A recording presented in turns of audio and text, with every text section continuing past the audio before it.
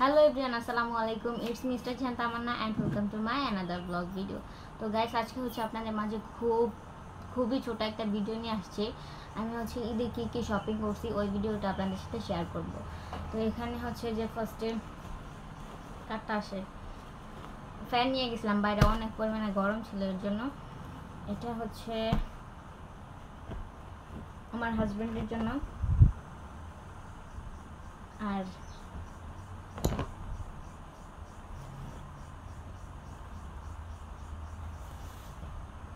এটা হচ্ছে আম্মুর জন্য,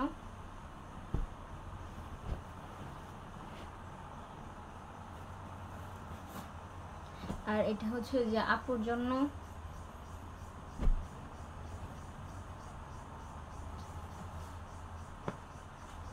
আর এটা আব্বুর জন্য।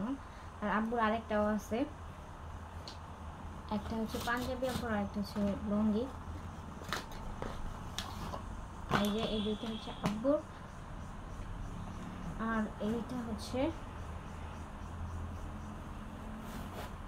আমার 3 পিস।